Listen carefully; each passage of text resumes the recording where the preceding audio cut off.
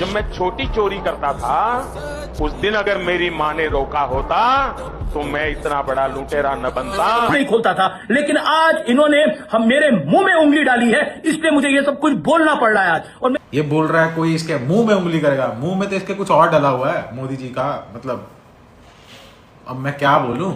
जो मोटी गेंडी स्वामी है, इसके पति ने इसको तलाक देके और घर से निकाल देता है क्योंकि घर में रहने लायक थी नहीं। तो अपना केस लड़ने के लिए इसने वकील चुनी ये वाली आंटी और 25,000 रुपए भी दे दिए। तो ये वाली आंटी इसके 25,000 रुपए खागी। युद्ध के अंदर जितने सैनिक मरते हैं उससे ज्यादा हमारे पुलिस जवानों को जान की बाजी लगानी पड़ी।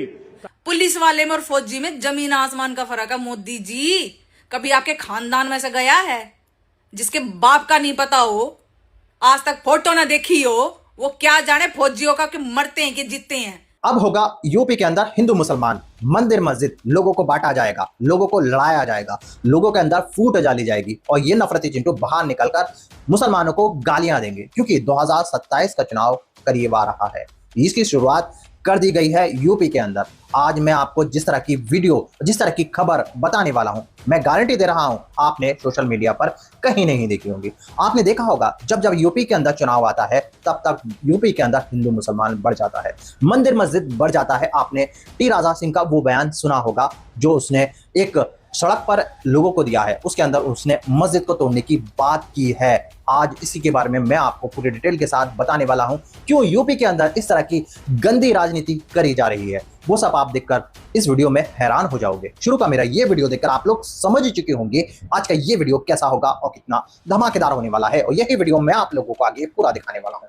इसलिए इस वीडियो को अभी बीच में छोड़कर मत जाना और इस वीडियो के बारे में आप लोगों की जो भी राय हो वो मुझे कमेंट करना जरूर बताइए। योगी आदित्यनाथ जो कि यूपी के मुख्यमंत्री है, इनके आपने कई सारे भाषण, स्पीच है वो आपने सोशल मीडिया पर देखी होंगी। कैसे ये अब आकर मुसलमानों को टारगेट करने शुरू कर दिए हैं, किस तरह से मुसलमानों को लेकर ये बयान दे रहे हैं, किस तरह से इनके गाय को लेकर बयान आ रहे हैं, किस तरह से ये हिंदू मुसलमान कर रहे हैं। दोस्तों इनके ऊपर लोगों की जो राय है आप देखकर हैरान हो जाओगे और योगी जी के बारे में लोगों की क्या राय है आप सब कुछ इस वीडियो के अंदर देखने वाले हो। दोस्तों ये जो नफरती चिंटू है, ये जो नफरती टिड्डे हैं तभी निकलते हैं जब भारत सरकार को या मोदी सरकार को, योगी सरकार को इनकी जरूरत होती है। आज मैं आपको जो वायरल वीडियो, जो खबर बताने वाला हूं वो सब देखना आप लोगों के लिए बेहद जरूरी है। मगर दोस्तों ये वायरल वीडियो दिखाने से पहले मेरी आपसे गुजारिश है आज का ये वीडियो पूरा एंड तक जरूर देखना, और अगर आप मेरे चैनल पर नहीं आए तो चैनल को जरूर सब्सक्राइब करना, साथ में इस वीडियो को दूसरे लोगों में शेयर जरूर करना। चलिए दोस्तों पहले आप ये वीडियो देखिए, फिर आता मैं आपसे बात करता हूं। जो मोटी गेंडी स्वामी है, इसके पति ने इसको तलाक देके और घर से निकाल देता है क्योंकि घर में रहने लायक थी नहीं। तो अपना केस लड़ने के लिए इसने वकील चुनी ये वाली आंटी और 25,000 रुपए भी दे दिए। तो ये वाली आंटी इसके 25,000 रुपए खागी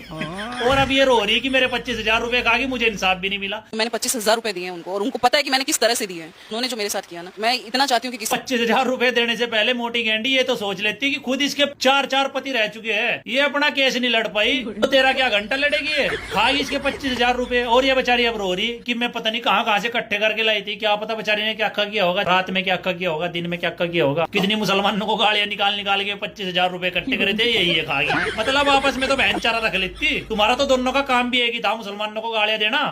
तो मैंने उन मौलवियों में से कुछ को फोन किया है। मैंने कहा मुझे एक बात बताओ, ये तो हमारी सनातन धर्म की धरोहर है, भारत की धरोहर है, आपने पशु क्यों कहा? और यही पशु शब्द मैं तुम्हारे लिए उपयोग करूं तुम्हें कैसा लगेगा? तुम सिखाओगे हम हिंदुओं को कि गौ माता की पूजा कैसे करनी है? एंड नो, किसी मौलवी को पशु कहने के पीछे की फ्रस्ट्रेशन पता है कौन सी है? जो तुम खुद नहीं कर पाए पिछले 12 सालों में, वो मौलवियों ने कर दिखाया। गाय को राष्ट्रीय पशु बनाने की मांग करके एक ऐसी हड्डी हलक में सूर दी जो ये नॉन बेचारे ना निगल पा रहे हैं ना उगल पा रहे हैं। मौलवियों ने बोल दिया गाय को राष्ट्रीय पशु घोषित कर दो, क्योंकि मौलवियों ने ना इसको काटना है, ना इसको विदेश में भेजना है और ना ही खुद खाना है। अब छोटे फैंटा साहब जानते हैं कि गाय को राष्ट्रीय पशु का दर्जा दिया तो काटना बंद करना पड़ेगा।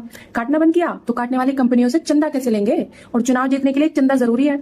और गाय को राष्ट्रीय पशु का दर्जा देने से साफ मना भी नहीं कर सकते क्योंकि इनके अंडे नाराज हो जाएंगे। उन्हें उम्मीद में भी तो रखना है ताकि इस पर वोट मिलते रहे और इसके नाम पर माहौल बनाए रखें, लोगों को सड़कों पर मारते पीटते रहे ताकि हिंदू मुस्लिम का माहौल गर्म रहे।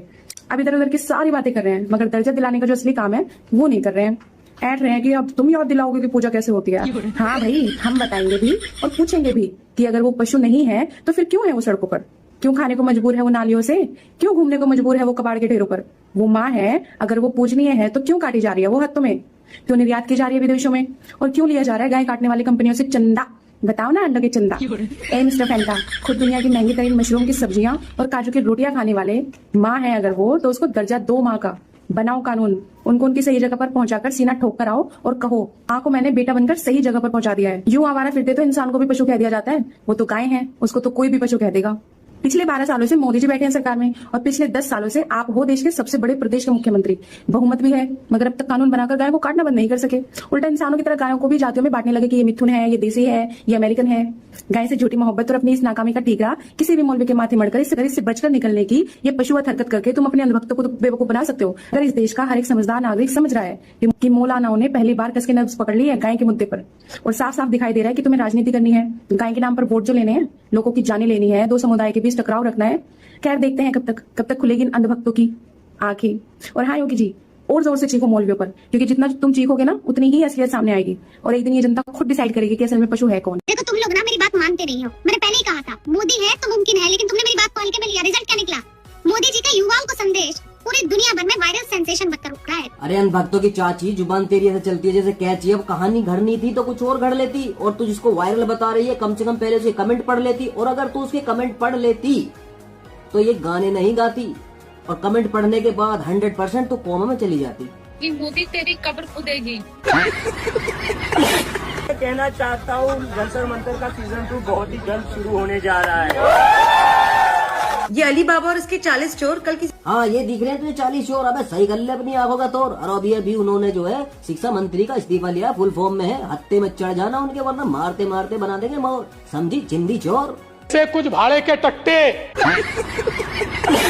और प्रधानमंत्री किसी एक का नहीं होता है। प्रधानमंत्री इस देश के 140 करोड़ से अधिकतर लोगों का प्रधानमंत्री होता है, और ये संवैधानिक चीजें हैं कि आप प्रधानमंत्री को गाली गलौज नहीं कर सकते। देख रहे हो टिकट पाने के लिए कितना लगा रही है जोर। अबे बिना पैर के डायनासोर एक कौम को हमेशा गाली देती रहती है क्योंकि तुझे दूसरी कौम से चाहिए ताली, और आज ज्ञान की देवी बन रही है जो कुछ दिन पहले खुद देती थी प्रधानमंत्री को गाली। भारत के प्रधानमंत्री जो है ना, वो मन की बात बहुत करते हैं, तो मन की बात उनकी निकल गई कि बेटी बचाओ और बेटी को पटाओ, क्योंकि एक्चुअली में भारतीय जनता पार्टी में बेटी पटाओ ही हो रहा है। से कुछ भाड़े के टट्टे।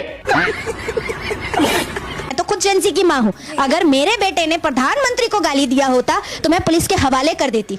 हाँ ये खुद एक जैन जी की माँ है। अगर इसका बेटा ऐसी भाषा बोल देता तो ये कर देती उसको पुलिस के हवाले।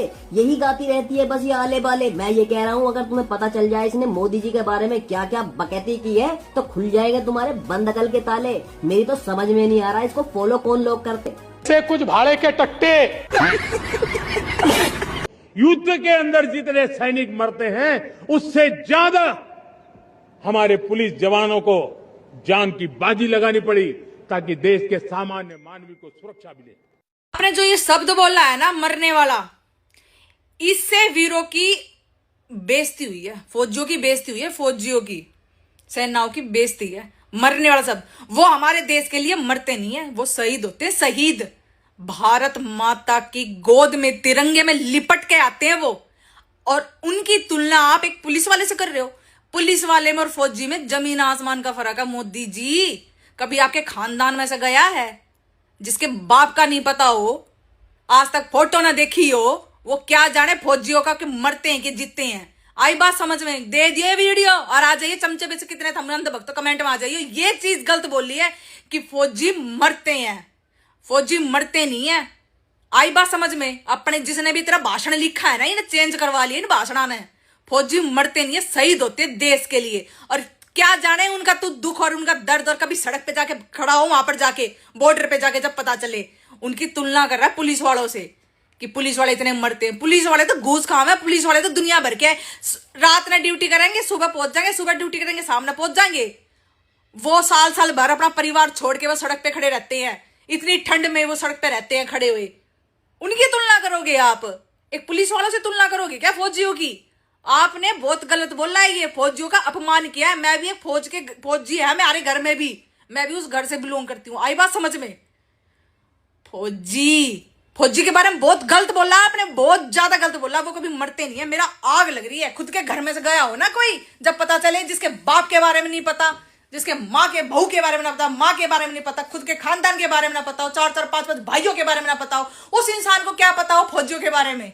अभी अपना दोस्तों रुकिए, अभी ये वीडियो छोड़कर बीच में स्किप कर मत चले जाना, आगे बेहद जरूरी बेहद इंपॉर्टेंट अपडेट आपको देखने को मिलेगी। दोस्तों हिंदू मुसलमान करना ये आम हो चुका है यूपी के अंदर। अगर आप मुसलमान हैं, आपने ये बाखूबी देखा होगा यूपी के अंदर जब भी चुनाव आता है तो तू मुसलमान मैं हिंदू, ये मस्जिद ये मंदिर, ये मस्जिद हमारी है हम इसको तोड़ेंगे, ये करना बहुत ज्यादा आम हो जाता है। मुसलमानों को जिहादी, बांग्लादेशी, पाकिस्तानी और ना जाने कैसे कैसे नामों से पुकारा जाने लगता है। किस तरह से यूपी के उत्तर प्रदेश के मुख्यमंत्री योगी आदित्यनाथ जी सोशल मीडिया पर आकर इस तरह के बयान देते हुए नजर आते हैं, जिनकी चर्चा सोशल मीडिया पर वायरल हो जाती है। और आप सब जानते हैं योगी आदित्यनाथ जी मुसलमानों को लेकर और दूसरे धर्मों को लेकर किस तरह से बयानबाजी करते हैं। उनके कई सारे वीडियो ऐसे वायरल हैं जिनकी चर्चा चारों तरफ की जाती है और सोशल मीडिया पर वो बयान आग लगा कर रख देते हैं। लेकिन दोस्तों जो यूपी के लोग हैं, अब उनका ये कहना है जो राम मंदिर में जो चढ़ावा चोरी किया गया था, जो चोरी की गई थी, उससे आस्था के साथ खिलवाड़ किया है, हिंदू भाई हैं उनकी भावनाओं के साथ खेला गया है। ऐसा नहीं होना चाहिए था, ये यूपी सरकार की नाक के नीचे हुआ है। इसकी वजह से मैं गारंटी दे रहा हूं भारत सरकार यानी यूपी की सरकार को बहुत बड़ा नुकसान उठाना पड़ेगा इस चुनाव के अंदर। दोस्तों अब मैं आपको इसी वीडियो का दूसरा पार्ट दिखाने वाला हूं, जिसको देखना आप लोगों के लिए बेहद जरूरी है। चलिए दोस्तों पहले आप इस वीडियो का दूसरा पार्ट देखिए, फिर आकर मैं आपसे बात करता हूं। मुंह नहीं खोलता था, लेकिन आज इन्होंने हम मेरे मुंह में उंगली डाली है, इसलिए मुझे ये सब कुछ बोलना पड़ रहा है आज। और मैं इसलिए बोल रहा हूं क्योंकि इस देश के नैरेटिव को मैं खराब होने नहीं दे सकता, क्योंकि इस देश की मां भारती की गोदी में बैठना, अगर गोदी मीडिया है तो सबको गोदी मीडिया फिर होना चाहिए, क्योंकि ये देश है तो हम हैं। ये देश ये है मोदी का गुल्लू। जी हाँ, गुल्लू नहीं उल्लू, उल्लू का मतलब मैं क्या ही बोलूं भाई। अब ये खुद एक्सेप्ट कर रहा है कि ये गोदी मीडिया है और ये बोल रहा है कि अगर देश के अगेंस्ट नैरेटिव चलेगा तो मैं खुश हूं कि मैं गोदी मीडिया हूं, खुश हूं। तो भाई अब मैं तुम्हें एक चीज बताता हूं, इनके हिसाब से देश कौन है ये देखो। देश के लिए छोड़ा है तो देश भाई साहब ये बोलते हैं कि चलो छोड़ो क्या बोलते हैं, उन्होंने अभी अभी दिमागी नक्सल वाली पहली थी, दिमागी नक्सल पार्टी बन गई है। इसके ऊपर डिटेल में जाएंगे अगली वीडियो में। बट मैं फिलहाल एक चीज सोच रहा हूं कि ये गोदी मीडिया का सोल्यूशन है क्या तुम्हारे पास? मेरे को तो समझ में नहीं आता। ये बोल रहा है कोई इसके मुंह में उंगली करेगा, मुंह में तो इसके कुछ और डला हुआ है मोदी जी का। मतलब अब मैं क्या बोलूं, मोगली जी ने इसके मुंह में क्या डाला है। लेकिन अगर हम बात करें, लोगों ने इसके जरूर कहीं ना कहीं कुछ डाल देना है। अगर लोग उंगली करेंगे तो वो मुंह में नहीं करेंगे, मैं गारंटी देता हूं भाई। उल्लू के पट्टे, मेरा गुल्लू के पट्टे, मेरा मोगली के पट्टे।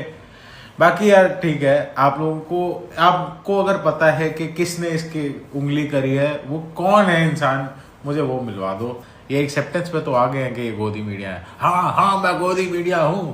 कोई भी मीडिया वाला अपने माँ के पेट से गोदी मीडिया बन के पैदा नहीं होता। अरे वाह, ये अलग लेवल है ना। राहुल गांधी की प्रॉब्लम क्या है? क्या प्रॉब्लम है राहुल गांधी की? इनके हिसाब से ये 2 सवाल है। स्वतंत्रता दिवस से इतनी नफरत क्यों राहुल गांधी? कहाँ थे आज आप स्वतंत्रता दिवस के कार्यक्रम में? कहाँ थे राहुल गांधी? अब राहुल गांधी को हगने मूतने भी जाना रहेगा तो पहले इनको बताना पड़ेगा। कुछ भी करने से पहले इनको खबर देनी होगी। एक तो ये लोग चिल्लाते बहुत है, इतना चिल्लाया कि मुझे 4 डिस्प्रिन की गोलियां खानी पड़ी। और आर भारत वाले सबके सब चिल्लाते हैं। एक तो सेंसिबल आदमी आर भारत में होना चाहिए, बिना चिल्लाए इन लोगों की न्यूज नहीं निकलती है। और एक ही सवाल को 4 तरीके से घुमाएंगे। प्रॉब्लम क्या थी राहुल गांधी की? क्या थी प्रॉब्लम राहुल गांधी की? कितनी प्रॉब्लम थी कि राहुल गांधी नहीं आए? इसी सवाल को 4-5 तरीके से घुमा के दिखाते हैं। भाई साहब, कौन देखता है इस चैनल को? कौन सुनता है इन लोगों को? दोस्तों देख लिया आपने ये सारे वायरल वीडियो, इन्हीं वायरल वीडियो ने सोशल मीडिया पर आग लगा रखी है और ये सारे वायरल वीडियो सोशल मीडिया पर बहुत ज्यादा वायरल हैं। कॉकरोच जनता पार्टी ने जंतर मंतर के ऊपर प्रोटेस्ट किया है। जब से एजुकेशन मिनिस्टर का इस्तीफा लिया है, भारत सरकार की बहुत ज्यादा बदनामी हो चुकी है। हर कहीं विरोध कर रहे हैं, बच्चे कर रहे हैं, बड़े कर रहे हैं, बूढ़े कर रहे हैं और लेडीज औरतें कर रही हैं, महिलाएं कर रही हैं। चारों तरफ हंगामा काट रखा है लोगों ने। अब लोगों की जो तकलीफ है वो बाहर निकल के आ रही है और इसका असर आप मोदी जी पर देख सकते हो। कैसे वो सदन इतने दिन चलने के बाद भी वो सदन के अंदर राहुल गांधी जी के सवालों के जवाब देने नहीं पहुंचे। अमित शाह जी ने राहुल गांधी जी के किसी भी सवाल का जवाब नहीं दिया। उनका कहना था कि अमित शाह जी हमारे सवालों के जवाब दें। जिस तरह से उन्होंने जंतर मंतर के ऊपर लाठी बरसाई है, बच्चों के ऊपर जो जुल्म किया है, बच्चों को जिस तरह से पिटा है, उसका उनको जवाब देना होगा। अब नहीं तो बाद में उनको जवाब देना पड़ेगा, नहीं तो इसका जवाब भारत की जनता सही से देगी और इन लोगों को इस तरह से मुंह तोड़ जवाब दिया जाएगा कि ये सालों साल और याद करेंगे। जी हाँ दोस्तों, इसी बात को लेकर आप सब देख सकते हो योगी आदित्यनाथ जी ने एक योजना का घोषणा की है। ये योजना पर विचार किया जा रहा है जिसके अंदर ये लोग महिलाओं को 50-50 हजार रुपए देने की बात कर रहे हैं। जी हाँ, सही सुना, 50 हजार रुपए। पहली किस्त 20 हजार की चुनाव से पहले मिलेगी और जो 30 हजार है, अगर बीजेपी सरकार ये चुनाव जीती है तो 30 हजार रुपए 10 हजार कर उनके अकाउंट में किस्तों में आएंगे। इसी बात को लेकर लोगों का यह कहना है कि जब मोदी जी को और योगी जी को लगने लगा है कि वो यूपी के अंदर चुनाव हार रहे हैं, अब ये लोग वोट खरीदने पे आ गए हैं। लेकिन दोस्तों, जनता पहले से ही कह रही है कि आपका हमें कोई भी पैसा नहीं चाहिए, अगर हमें पैसा देने आएंगे तो हम चप्पलों से पीटकर भगाएंगे। यूपी की जनता का ये कहना है, महिलाएं भी सबसे आगे हैं, उनसे परेशान हो चुके हैं, महंगाई से परेशान हो चुके हैं। जिस तरह से इन्होंने पूरे देश का, पूरे प्रदेश का माहौल खराब कर रखा है, जिस तरह से इन्होंने लोगों के रोजगार बंद कर डाले हैं, लोगों को बेरोजगार कर डाला है, इसका विरोध लगातार बढ़ रहा है और लोगों के अंदर बहुत ज्यादा गुस्सा है इन लोगों के अंदर, इन लोगों के लिए। और जिस तरह से जंतर मंतर के ऊपर प्रोटेस्ट हुआ और जिस तरह से राम मंदिर के अंदर चोरी की गई, उसके बाद बीजेपी सरकार को बहुत बड़ी चोट लगी है। इसका असर आप लोग यूपी के अंदर देखने वाले हो, बहुत बड़ा नुकसान होने वाला है। दोस्तों, आप लोगों की क्या राय है यूपी के चुनाव के बारे में? कौन जीतने वाला है? योगी आदित्यनाथ जी को इस चुनाव में बहुत बुरा असर पड़ने वाला है या फिर वो दोबारा मुख्यमंत्री बनेंगे? इस बात की खबर आप मुझे कमेंट करके जरूर बताइएगा। दोस्तों, आज की वीडियो में बस इतना ही। मैं फिर मिलूंगा ऐसी ही दूसरी वीडियो के साथ। तब तक के लिए सलाम, नमस्ते, जय हिंद।